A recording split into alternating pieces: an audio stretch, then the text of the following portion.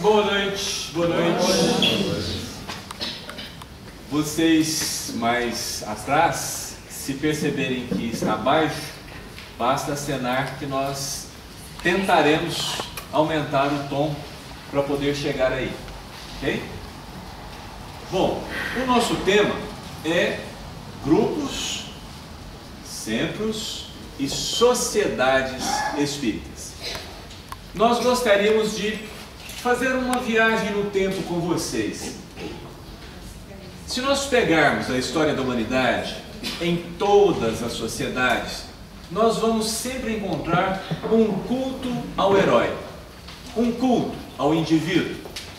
Então nós vamos encontrar os gregos com seus grandes heróis, todos trabalhando individualmente, todos sendo homenageados, todos passando por situações em que foram desprezados, perseguidos, mas que permaneceram fiéis na luta e conseguiram vitória. Nós vamos encontrar isso com os romanos, nós vamos encontrar isso no panteão hindu, nós vamos encontrar isso com os egípcios, e nós vamos encontrar isso também com Moisés, com o povo que tinha o Deus único.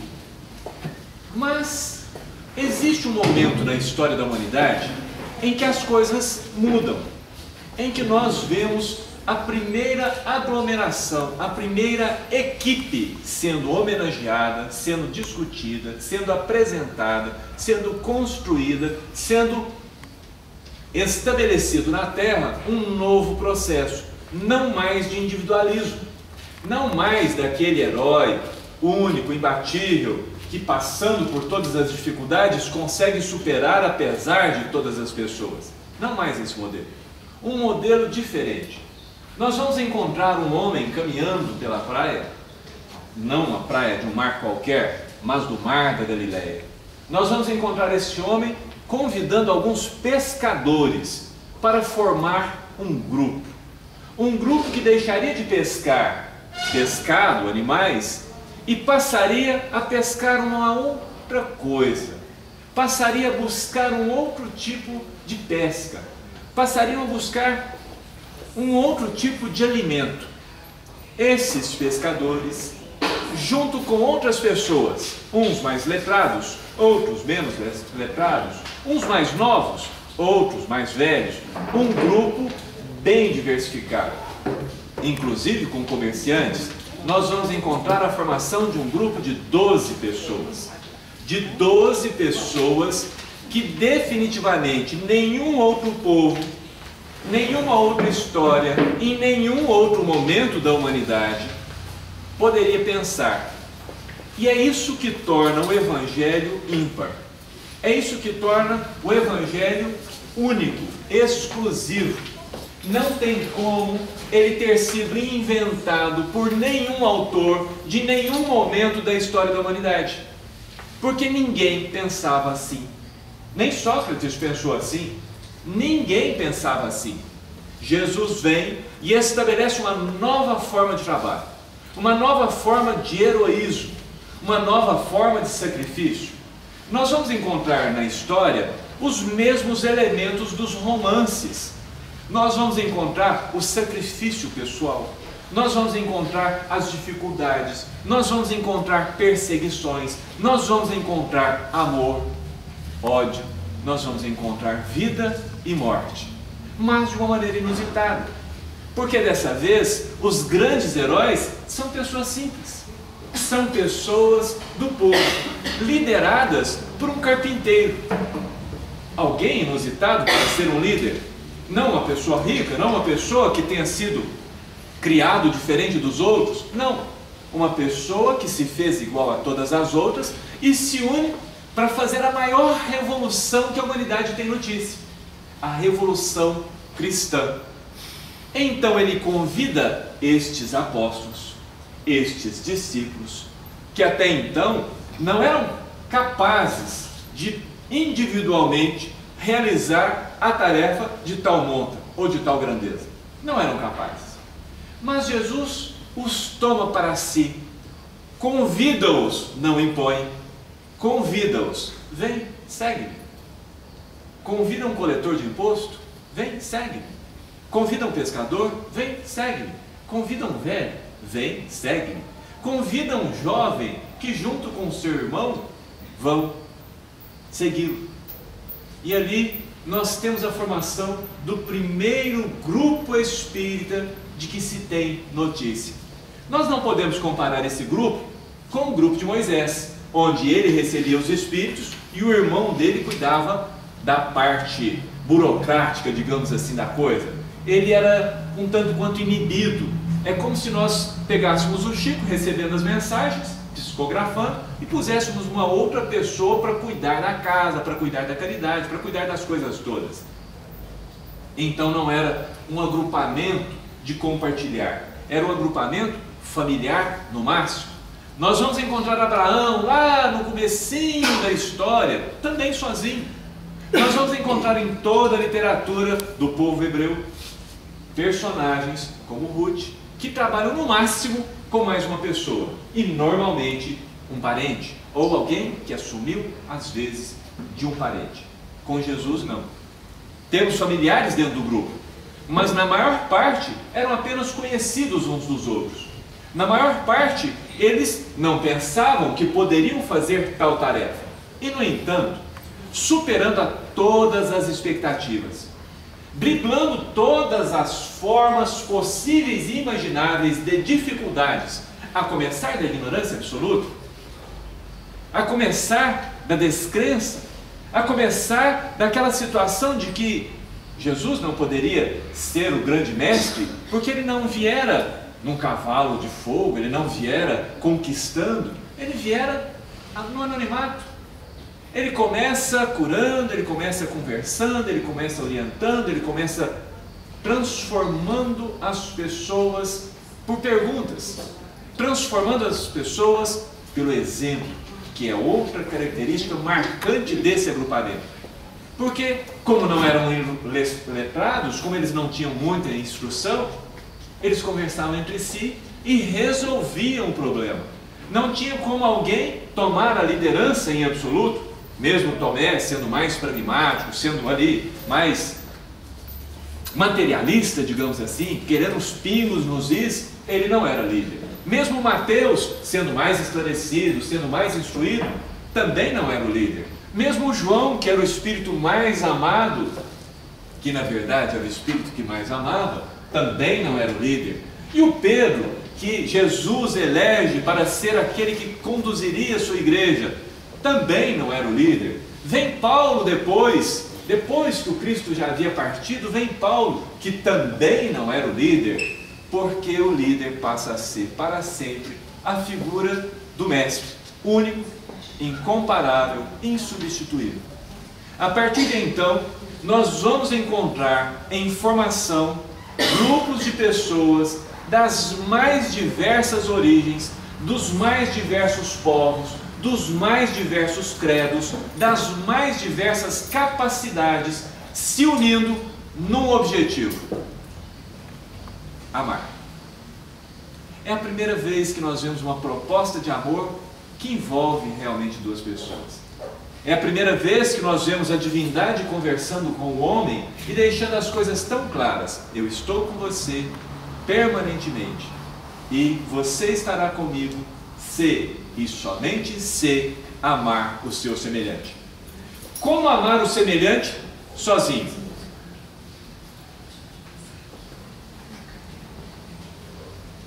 Não é possível?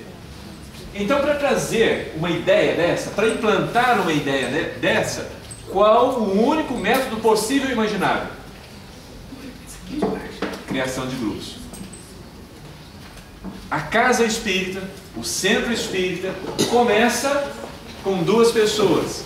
Começa quando uma pessoa, no exercício da caridade, busca a outra que também topa o exercício da caridade, e elas começam juntas a estudar, a pesquisar, a instruir-se, a tornar-se uma pessoa mais esclarecida nos princípios do Cristo. Começam a estudar Jesus. 2, 3, 4. Outras pessoas vão chegando. Nós vamos encontrar Kardec nos esclarecendo que a casa espírita, que a sociedade espírita, que o agrupamento espírita deveria sempre ser um agrupamento pequeno. Poucas pessoas. Na época ainda não existiam as pesquisas que mostram o 5 mais ou menos 2 como um número ideal para a gente tratar variáveis, para tratar indicadores, para fazer uma aglomeração qualquer. Então Kardec propõe 12. 12 pessoas. Grupos pequenos. Grupos onde as pessoas pudessem desenvolver um espírito de comunidade. O que é uma comunidade? É quando as pessoas têm coisas em comum. Será que dentro dos nossos grupos espíritas nós estamos desenvolvendo o espírito de comunidade? O que eu tenho em comum com os meus colegas de grupo? Porque eu me reuni para estudar Jesus e para partir daí desenvolver o trabalho de assistência fraterna, desenvolver-me na arte de amar. O que eu tenho de comum com essas pessoas? O que eu faço ser comum? Porque é necessário ter uma cola. É necessário que eu abra mão de uma série de coisas, que os outros também abram mão. Sacrifício, abnegação. É necessário que a gente diminua, como o João o Batista nos diz no seu Evangelho.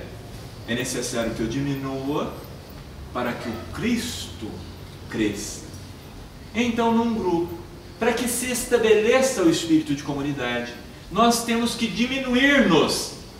Diminuir-nos no sentido de indivíduos, no sentido de seres separados, no sentido de seres exclusivos. Nos tornarmos mais comuns, pessoas mais simples, mais brandas, mais humildes. Não são as lições que nós vemos com Jesus? É possível manter um grupo durante 60 anos se eu for orgulhoso, vaidoso, prepotente, arrogante, displicente com os meus amigos, se eu não visitá-los, se eu não cuidar deles, se eu não compartilhar do nascimento de seus filhos, se eu não compartilhar do nascimento de seus netos, se eu não compartilhar de suas mortes, se eu não compartilhar de suas dores e de suas alegrias? E se eu não faço isso, como é que eu vou aprender realmente o amor? Às vezes, a casa espírita começa a crescer e nós nos empolgamos, porque são mais pessoas, são pessoas sendo esclarecidas e nós perdemos o rumo, porque com o crescimento nós começamos a nos distanciar das pessoas, nós começamos a nos distanciar da casa do caminho, nós começamos a nos distanciar daquelas reuniões fraternas que acontecia todo dia de tarde, em que Jesus, junto com seus amigos, junto com seus amigos, conversavam sobre Deus, sobre a vida, sobre o universo, sobre a natureza humana, sobre as dificuldades que as pessoas passavam, sobre os elementos constituintes das provações de cada um, em que eles conversavam e tomavam casos simples do dia a dia. Vocês lembram quando nós estávamos lá, de frente ao gasofilácio? Nossa, mestre, sim, eu percebi, fulano depositou uma grande soma, ciclano chegou trombeteando, e o fulano que passou correndo? Sim, mas vocês viram aquela viuvinha? Ah, eu vi. Ah, que viúva? Ah, aquela fulana, irmã de ciclana, que morreu, que perdeu o marido tal. Ah, sei quem é. Pois é, ela deu tudo que tinha. E ela deu por amor. Ela realmente ama.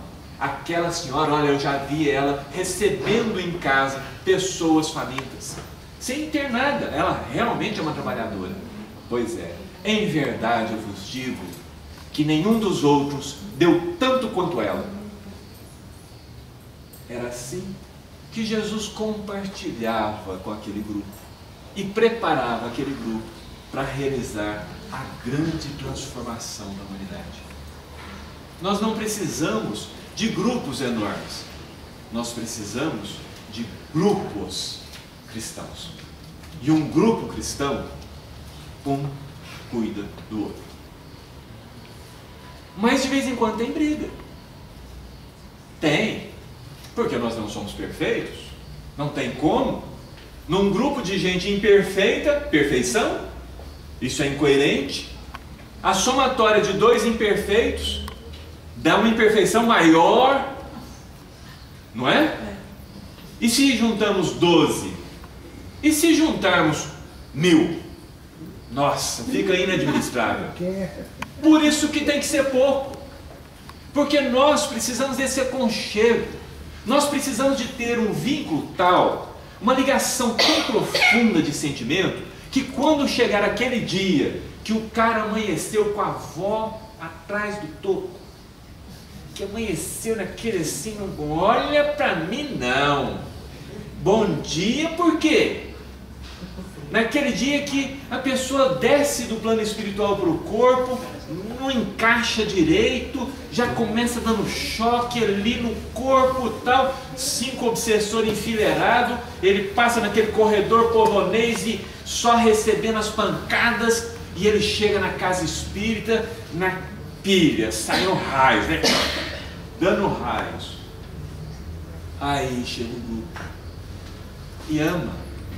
E chega aquele ambiente e a pessoa começa a sentir as vibrações, começa a se transformar, e ele vê um sorriso, e aquilo incomoda no primeiro momento, mas quando ele vai agredir a pessoa, ele lembra que aquela pessoa esteve com ele quando ele perdeu a mãe.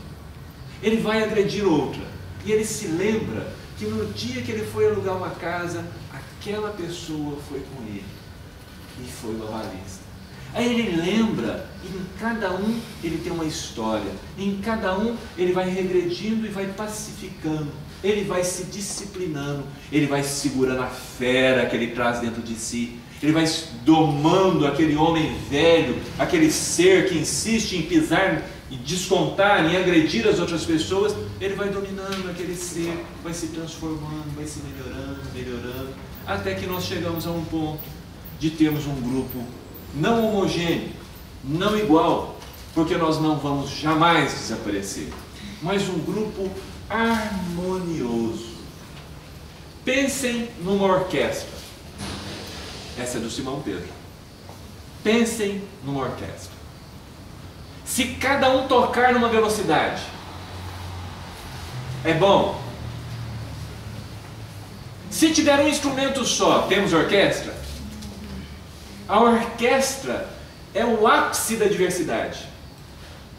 Cada um instrumento, cada um uma musicalidade, e todos, no momento certo, cada um se harmoniza com o outro, e o resultado é extraordinário. Uma multidão seguia Jesus, multidão de pobres, de famintos, de estropiados, de pessoas doentes, de crianças enfermas, de velhos esquálidos, de leprosos um pouco mais afastados.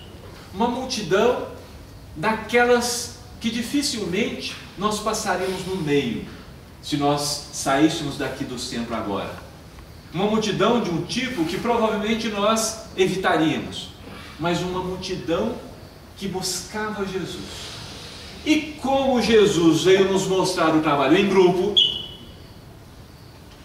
essa multidão encontrava o grupo, encontrava os apóstolos, os discípulos, conversava com um, conversava com outro, e eles iam distribuindo carinho, amor, atenção, iam distribuindo solidariedade, iam distribuindo na medida de cada qual, na medida da possibilidade que cada um trazia dentro de si.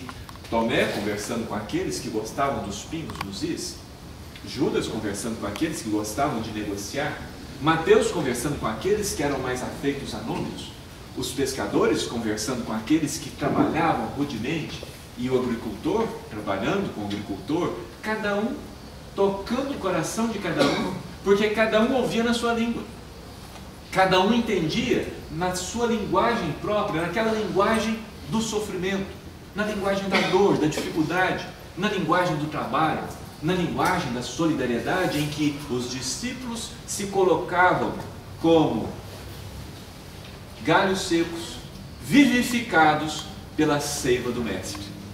Eles que nada tinham, nada traziam de si, eram naquele momento inspirados por Jesus e se transformavam todos em médiuns da caridade, todos em médiuns do amor.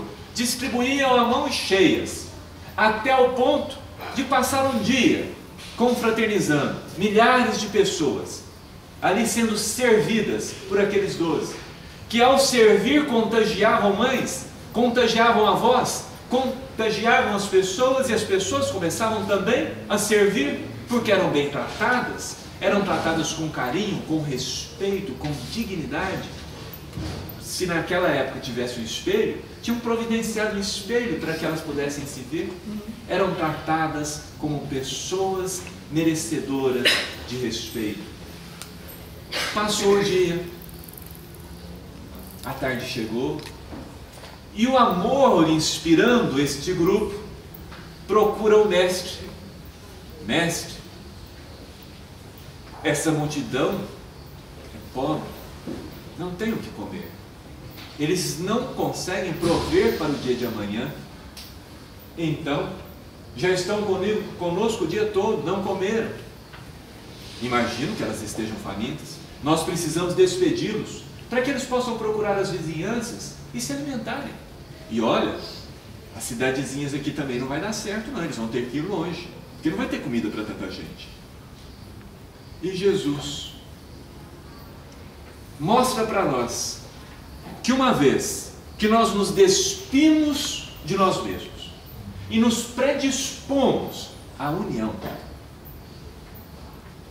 nos predispomos a buscar a harmonia, nos colocamos na posição de nos unir às outras pessoas, Ele cuida do resto. O que vocês trazem de vocês? O que vocês têm de vocês para poder doar? Quando nos perguntam isso, é tão pouco, né? É tão pouco. O tempo que a gente tem é pouco, porque a gente tem as nossas tarefas. Os recursos financeiros são poucos. Normalmente, nós temos bem pouco. E os discípulos, como todo bom grupo cristão, também tinham pouco. Mas tinha uma coisa impagável: boa vontade. Boa vontade. Aquela coisa que os anjos, quando Jesus nascia, passaram lá perto dos médiuns que estavam pastoreando e falaram para eles: paz na terra aos homens de boa vontade. Eles tinham boa vontade. O que vocês trazem de vocês mesmos para a casa espírita? Boa vontade. Esse é o melhor elemento. Esse é o elemento indispensável. Sem ele, não há paz. Sem ele, não há harmonia. O que podemos entender de despir de nós mesmos? Despir de nós mesmos? Eu venho reencarnando centenas e centenas de vezes. Em toda reencarnação, eu sou eu. Sempre sou eu. Eu trago meus vícios, minhas qualidades, minhas virtudes, minhas preferências, meus hábitos. Isso sou eu. Certo? Para mudar, eu tenho que mudar. Eu tenho que largar alguma coisa. Porque senão eu não mudo. Senão eu vou fazer as mesmas coisas que eu fiz. Que é queimar gente na fogueira, mandar matar, chicotear, cegar. Emmanuel, 2000 anos atrás, mandava cegar as pessoas. Cega esse. Manda esse para a galera. Então isso somos nós. Para que a gente tenha um novo começo, nós temos que fazer como Paulo. Depois de encontrar Jesus, ele para, pensa, procura o Gamaliel. O Gamaliel explica para ele: não, Paulo, vá para o deserto, reflete, estuda, aprende, depois você volta. Então Paulo, nesse estudo, aprende, reflete, foi despir-se de si mesmo. Foi abandonar aqueles atos, aquelas ideias, aquelas ilusões que ele trazia com ele mesmo. Então, que seria chamada reforma íntima. A reforma íntima começa nessa despir de nós mesmos. Perfeito? Perfeito, obrigado.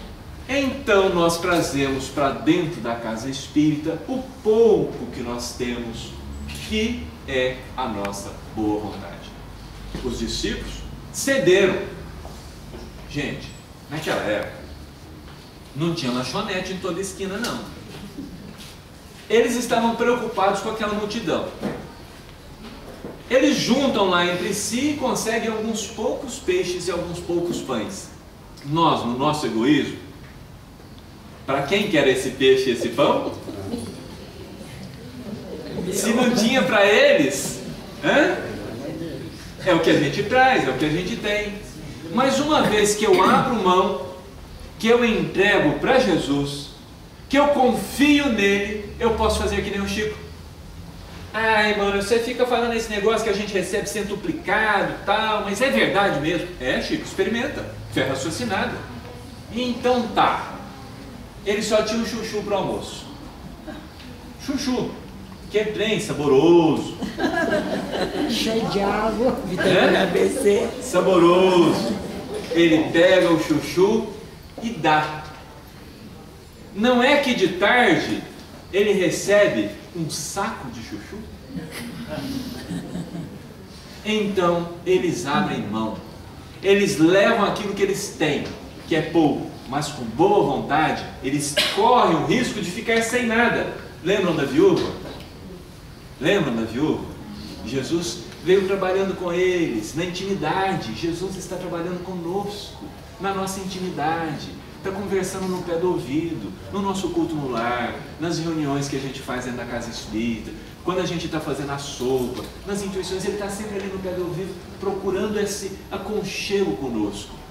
Eles entregam então esses pães. E o que Jesus faz, gente? Ele multiplica. Ele multiplica, ele multiplica, ele multiplica, ele multiplica. E aí o que os apóstolos têm que fazer? Cruzar os braços? Distribuir. Carregar balaio. Carregar balaio. E carrega balaio para 5.000 pessoas. Que hora que eles comem? Que hora que o pessoal que está fazendo a sopa come? Antes ou depois da turma? Depois. E eles carregam balaio para lá, balaio para cá, balaio para lá, balaio para cá, balaio para lá, balaio para cá. E põe balaio nisso, dá até música. E carrega, e carrega, e carrega. E alimenta, e alimenta, e alimenta. E as pessoas, festinhas, salgadinho, o que a gente faz quando tem bolsa grande? O que a gente faz? Guarda, né, a maturinha para levar para comer depois. Vocês acham que lá naquela época as pessoas, dentro daquela necessidade, daquela distância de casa, não guardaram também para viagem? Guardaram. Mas ele multiplica tanto, que sobram cestos. Não sobra alguns pãezinhos e alguns peixes, não. Sobram cestos. Isto é trabalhar em grupo. Isto é ser espírita. Isto é confiar em Deus. Isto é abrir mão de nós mesmos, entregarmos o nosso melhor, aquilo que era o nosso sustento, aquilo que era fundamental para nós, aquilo sem o qual nós acreditávamos que não seríamos nós mesmos, entregar para a multidão que necessariamente vai buscar-nos, porque todas as vezes que a nossa luz brilha, porque a luz que brilha, ela tem que iluminar a casa. Uma cidade, ela é colocada no alto para que todos vejam. A luz não é colocada debaixo da candeia, ela é acesa, ela é iluminada. Jesus energiza a gente, acende a nossa luz para sermos vistos, para que o nosso exemplo toque, para que o nosso exemplo transforme, contagie, para que, vendo-nos, as pessoas digam: é bom ser cristão, eu quero ser que nem que ele.